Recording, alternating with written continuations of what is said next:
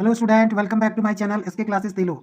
इस वीडियो में आज हम मेंसुरेशन का कुछ फार्मूला देखेंगे। तो चलिए देखते हैं मेंसुरेशन 2D फिगर। तो पहला हम लोग देखेंगे स्क्वायर। स्क्वायर यानी कि वर्ग। स्क्वायर क्या होता है कि ऑल साइड्स आर इक्वल। वैसी आकृति जिसका चारों साइड क्या होगा, बराबर होगा, उसको हम क्या कहेंगे, स्क्वायर कहेंगे। जैसे यह साइड, यह चारों क्या है, आपस में इक्वल है। तो इसका जो है सो हम पेरीमीटर देखते हैं कि इसका पेरीमीटर क्या होता है। पेरीमीटर, स्क्वायर का पेरीमीटर क्या होगा, 4 इंटू साइड। स्क्वायर का पेरीमीटर क्या होता है, 4 इंटू साइड यानी 4 गुना भुजा। और इसका हम एरिया का बात करें यानी कि क्षेत्रफल का, तो स्क्वायर का क्षेत्रफल क्या होता है यानी कि एरिया साइड इंटू साइड होता है, यानी कि भुजा गुना भुजा। ठीक है। और हम इसका अगर डायगोनल का बात करें, देखिए क्या है, डायगोनल है। इसका हम अगर डायगोनल का बात करें तो स्क्वायर का डायगोनल क्या होता है, डायगोनल होता है √2 इंटू भुजा यानी कि √2 इंटू साइड। ठीक है, या इसको हम लोग √2 ए भी लिख सकते हैं, ये मतलब साइड हो गया। ठीक है। अगला हम लोग देखेंगे रेक्टेंगल।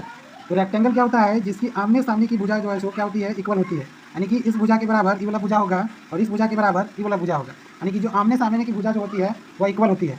इसका जो है सो पेरीमीटर, पेरीमीटर का मतलब परिमाप। इसका परिमाप क्या होता है, 2 इंटू एल प्लस बी। देखिए ये एल है और यह बी है, यह एल है, यह बी है, तो 1 1 यानी कि 2 एल हो जाएगा और इधर 2 बी, तो 2 इंटू एल प्लस बी। और इसका अगर हम एरिया का बात करें यानी कि क्षेत्रफल का, इसका क्षेत्रफल होता है एल इंटू बी, यानी कि लंबाई, लंबाई गुना चौड़ाई, लंबाई गुना चौड़ाई। आयत का जो है सो यह क्षेत्रफल है। इसका अगर हम विकर्ण का बात करें, विकर्ण, विकर्ण यानी डायगोनल, विकर्ण। तो विकर्ण क्या होता है इसका, इसका विकर्ण होता है √L² प्लस बी स्क्वायर। इसका विकर्ण क्या होता है, L² plus B square. Next हम लोग देखेंगे सर्कल। तो सर्कल क्या है, सर्कल का क्या होता है, देखिए सर्कल का सर्कमफेरेंस यानी कि परिधि, सर्कमफेरेंस, सर्कमफेरेंस यानी कि परिधि। इसका परिधि क्या होता है यानी कि परिमाप 2πr, क्या होता है 2πr। अगर हम इसका एरिया का बात करें यानी क्षेत्रफल का, तो क्षेत्रफल होता है πr²। यहाँ पे देखिए पाई का जो वैल्यू होता है वो 22/7, या फिर हम पाई इक्वल टू 3.14 ले सकते हैं। ठीक है। बीच वाला जो पॉइंट होता है इसको हम सेंटर कहते हैं, और सेंटर से इस जो इसका जो मतलब कि परिधि वाला एरिया है वहाँ तक इसकी लंबाई को हम क्या कहते हैं, रेडियस कहते हैं। और अगर हम सर्कल को दो भागों में डिवाइड कर दें तो इस लाइन को, जो लाइन दो भागों में डिवाइड करती है सर्कल को, उसको हम डायमीटर कहते हैं। डायमीटर, डायमीटर इक्वल टू क्या होता है, 2 into radius. Diameter equal to क्या होता है, 2 इंटू रेडियस, यानी कि रेडियस इक्वल टू हो जाएगा डायमीटर बाई 2, यानी डायमीटर डिवाइडेड बाई 2। अगला हम देखेंगे क्वेश्चन नंबर, अगला फॉर्मूला ट्रायंगल का हम देखेंगे, ट्रायंगल से। तो यह ट्रायंगल राइट एंगल ट्रायंगल है। राइट एंगल ट्रायंगल मतलब जिस त्रिभुज का एक कोण 90 डिग्री होता है उसे हम समकोण त्रिभुज कहते हैं, यानी कि right angle triangle. Right angle triangle, समकोण त्रिभुज, तो क्या कहेंगे, समकोण त्रिभुज। तो समकोण त्रिभुज का अगर हम परिमाप का बात करें, परिमाप यानी पेरीमीटर, पेरीमीटर, तो इसका पेरीमीटर होता है 3 इंटू साइड, यानी कि 3 गुना भुजा। ठीक है। अगर हम इसकी एरिया का बात करें यानी कि क्षेत्रफल का, तो राइट एंगल ट्रायंगल का जो एरिया होता है 1/2 इंटू बेस इंटू हाइट, यानी कि 1/2 इंटू आधार गुना ऊंचाई। क्या होगा, 1/2 गुना आधार गुना ऊंचाई। नेक्स्ट हम लोग देखेंगे fourth number, fifth number, fifth number हम लोग देखेंगे equilateral triangle. Equilateral, equilateral triangle. Equilateral triangle का मतलब होता है समबाहु त्रिभुज, समबाहु त्रिभुज। तो समबाहु त्रिभुज किसको बोलेंगे, जिसका प्रत्येक भुजा इक्वल हो, यानी कि ऑल साइड्स आर इक्वल, ए, जिसका तीनों भुजा जो है सो क्या हो, इक्वल हो, उसको हम क्या कहेंगे, समबाहु त्रिभुज। तो समबाहु त्रिभुज का क्षेत्रफल यानी कि इसका एरिया क्या होता है, इसका एरिया होता है √3/4 इंटू A² यानी कि √3/4 इंटू भुजा स्क्वायर। इसका जो है सो एरिया होता है। और इसका हम पेरीमीटर, पेरीमीटर यानी परिमाप का बात करें तो इसका परिमाप होता है 3 इंटू साइड, यानी 3 गुना भुजा। नेक्स्ट देखेंगे नंबर 6। नंबर 6 है isosceles triangle. Isosceles triangle, isosceles triangle मतलब समद्विबाहु त्रिभुज। क्या है, समद्विबाहु त्रिभुज।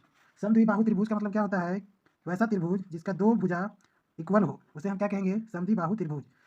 ए दोनों जो है सो भुजा क्या है, इक्वल है, यानी कि जिसकी दो भुजाएं बराबर हो उसे हम क्या कहेंगे, समद्विबाहु त्रिभुज।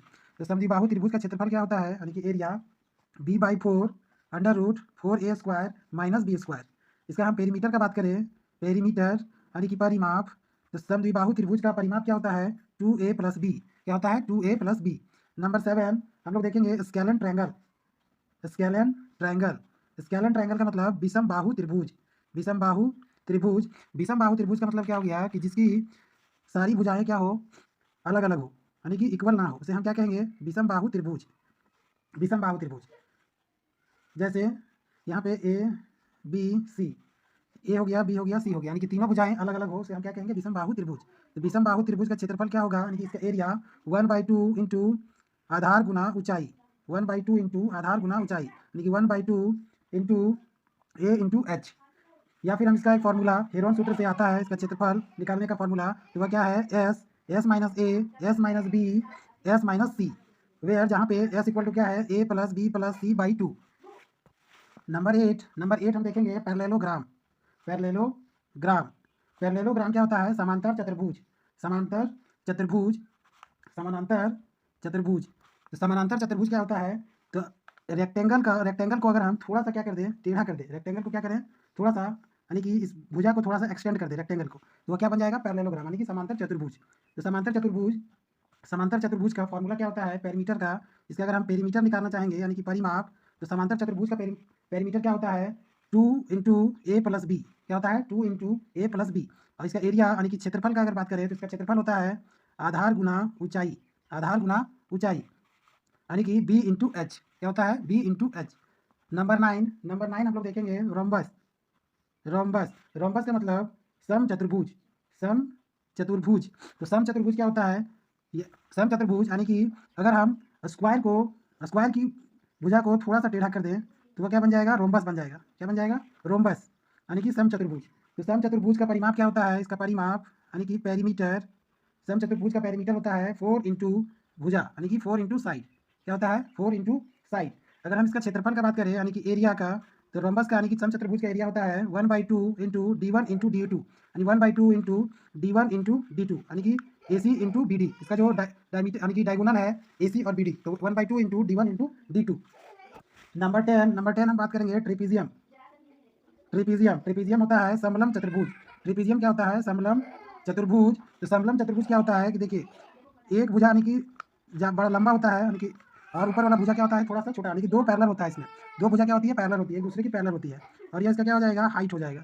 तो इस तरह की आकृति को हम क्या कहेंगे, इस तरह की आकृति को हम समलम चतुर्भुज यानी कि ट्रेपेजियम कहते हैं। तो इसका अगर हम क्षेत्रफल यानी कि एरिया का बात करें, तो इसका एरिया होता है 1/2 इंटू ऊंचाई, 1/2 इंटू ऊंचाई इंटू समांतर भुजाओं का योग, यानी कि parallel, sum of parallel side. क्या हो जाएगा, सम ऑफ पैरेलल साइड, यानी कि समांतर भुजाओं का योग, सम ऑफ पैरेलल साइड, यानी कि 1/2। तो सम ऑफ पैरेलल साइड यहाँ पे क्या हाइट हो जाएगा, एच है, तो h into A B into C D, यानी कि क्या हो जाएगा, A B plus C D, यानी सम ऑफ पैरेलल साइड है, तो ए बी इंटू क्या हो जाएगा, A B plus C D, A B plus C D.